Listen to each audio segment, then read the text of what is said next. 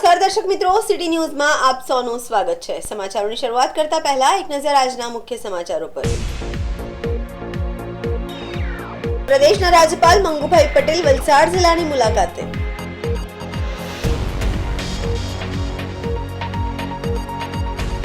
કરવડ વિસ્તારમાં કચરાના ઢગલામાં લાગી આગ।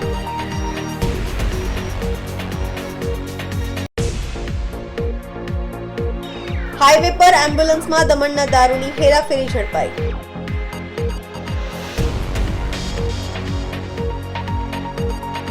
आश्रम शाळा में मासूम बाळकोने भणवानुं बाजूमां मूकी रसोई बनाववामां आवे छे। हवे समाचार विगतवार जोईए। मध्य प्रदेशना राज्यपाल मंगुभाई पटेल वलसाड जिल्लानी मुलाकाते हता। मंगुभाई मित्रता निभाववा माटे मध्य प्रदेशथी वलसाड आवी पोताना जूना मित्रने भाजपना जनसंघना कार्यकરના खबर अंतर पूछवा હોસ્પિટલ પહોંચ્યા। મહત્વપૂર્ણ છે કે વલસાડના પારડીના કોપરલી ગામના નગીનભાઈ પટેલ મધ્ય પ્રદેશના રાજ્યપાલ મંગુભાઈ પટેલના નજીકના મિત્ર છે। પારડી તાલુકા ભાજપના પૂર્વ પ્રમુખ અને ભાજપના જનસંઘના અગ્રણી નગીનભાઈ પટેલની તબિયત સ્વસ્થ ન હોવાથી તેમને સારવાર માટે ધરમપુરની રાજચંદ્ર હોસ્પિટલમાં દાખલ કરવામાં આવ્યા છે। જેની જાણ થતાં જ મિત્રતા નિભાવવા અને જનસંઘના કાર્યકરને મળવા મંગુભાઈ પટેલ ધરમપુર પહોંચ્યા હતા। જ્યાં રાજચંદ્ર હોસ્પિટલમાં પહોંચી તેમને પોતાના જૂના મિત્રને વરિષ્ઠ કાર્યકરના ખબર અંતર પૂછ્યા હતા। આ પ્રસંગે વલસાડ જિલ્લાના ઉચ્ચ અધિકારીઓ પણ હાજર રહ્યા હતા। તેમની સાથે વલસાડના ભાજપના અગ્રણીઓ પણ રાજ્યપાલની સાથે ઉપસ્થિત રહ્યા હતા।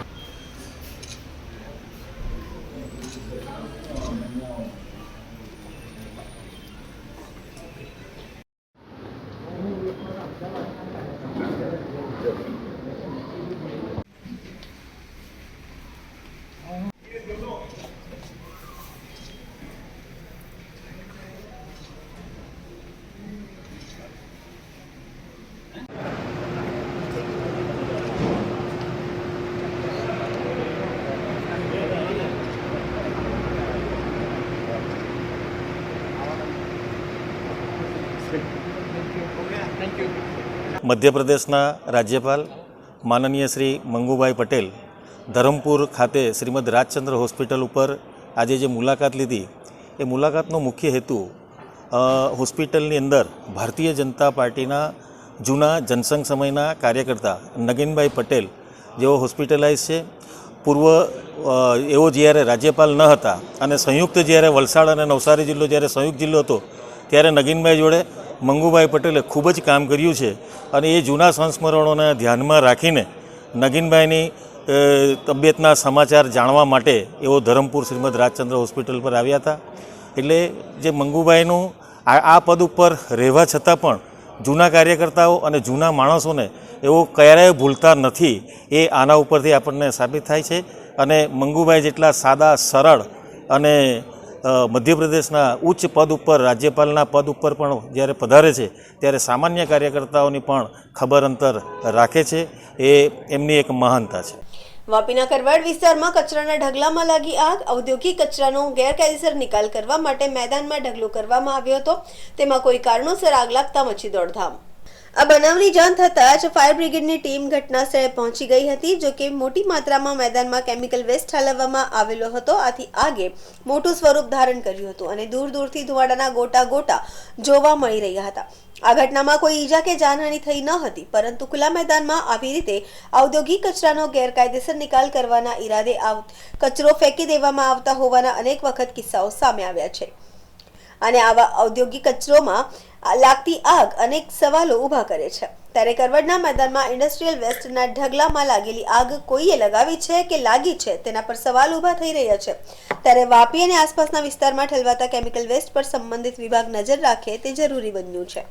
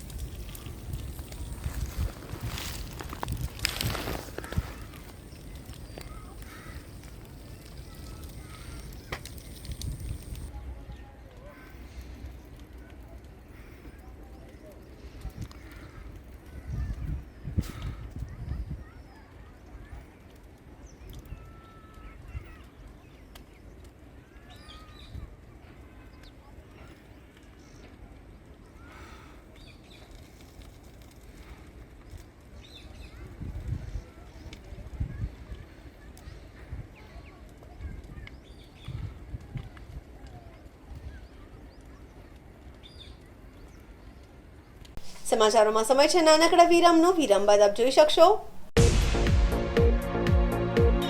હાઈવે પર એમ્બ્યુલન્સમાં દમણના દારૂની હેરાફેરી ઝડપાઈ.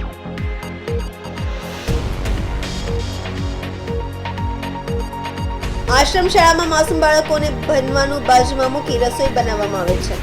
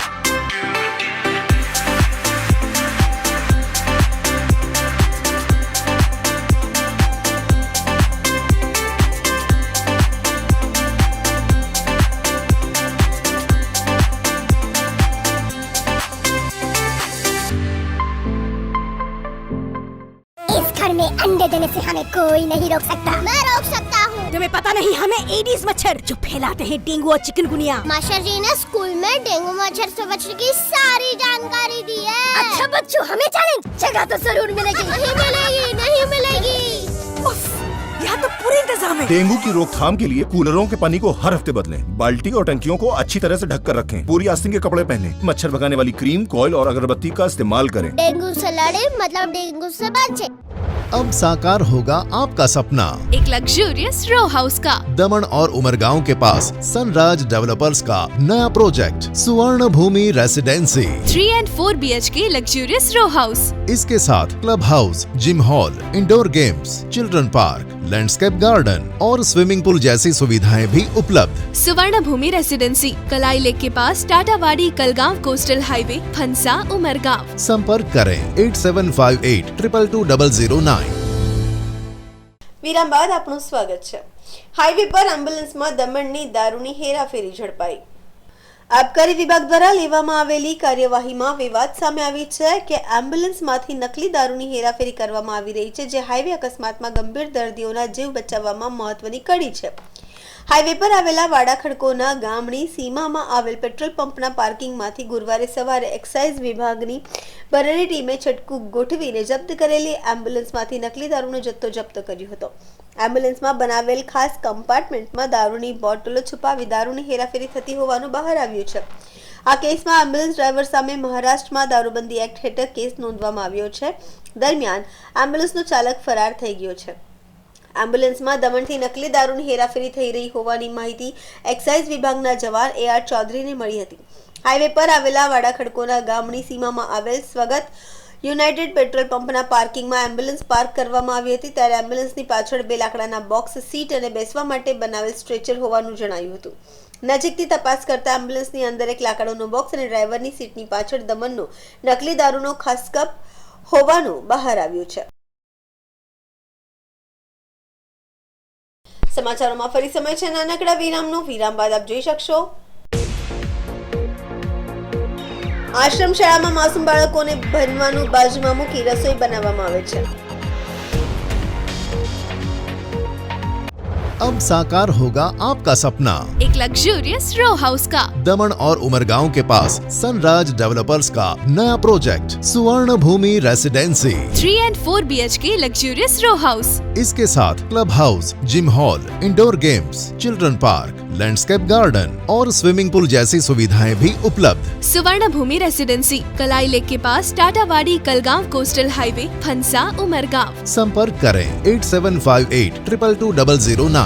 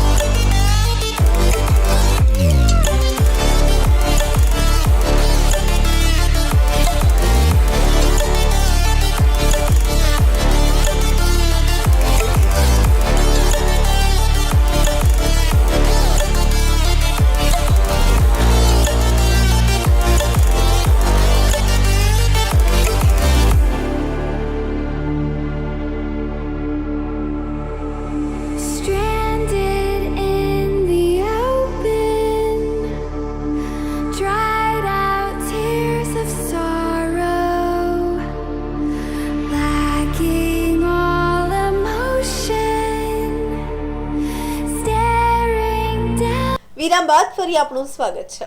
કપરાડા તાલુકાની અરણાઈમાં આવેલ આશ્રમ શાળામાં માસૂમ બાળકોને ભણવાનું બાજુમાં મૂકી રસોઈ બનાવવામાં આવે છે.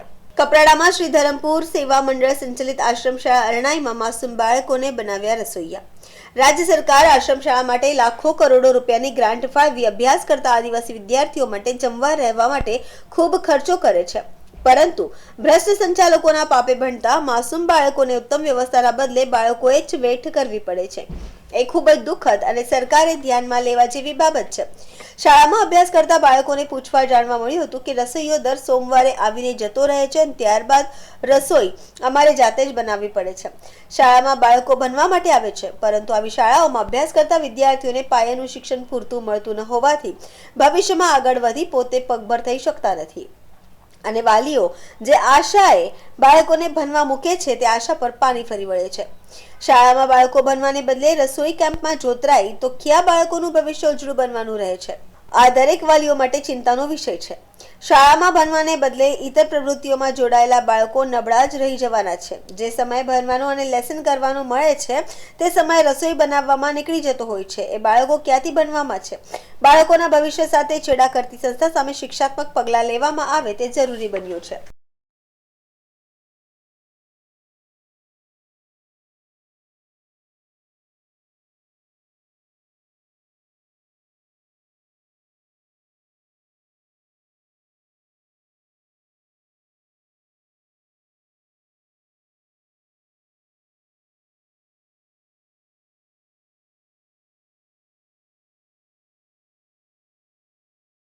मेरा नाम विक्रांत हो रहा है और हाल मैं इधर आश्रम शाला ऑफिसर वलसाड पोस्टेड हूँ.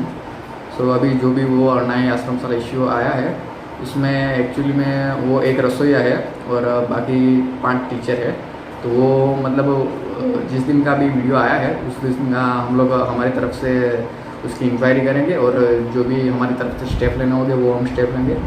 और जो एक्चुअली इश्यू इसमें है वो जो वर्ग 4 में रसोइया की भर्ती सरकार की ओर से बंद की गई है.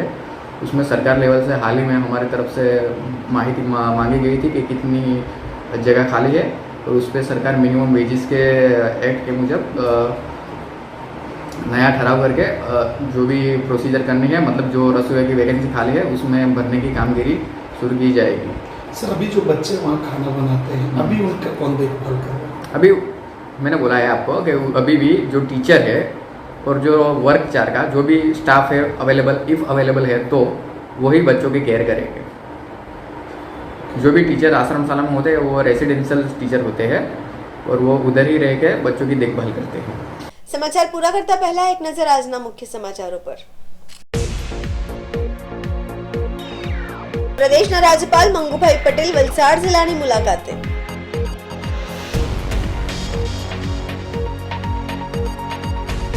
કરવડ વિસ્તારમાં કચરાના ઢગલામાં લાગી આગ.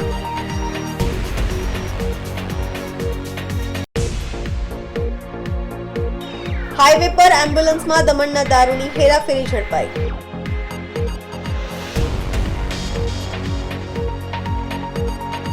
આશ્રમ શાળામાં માસૂમ બાળકોને ભણવાનું બાજુમાં મૂકી રસોઈ બનાવવામાં આવે છે.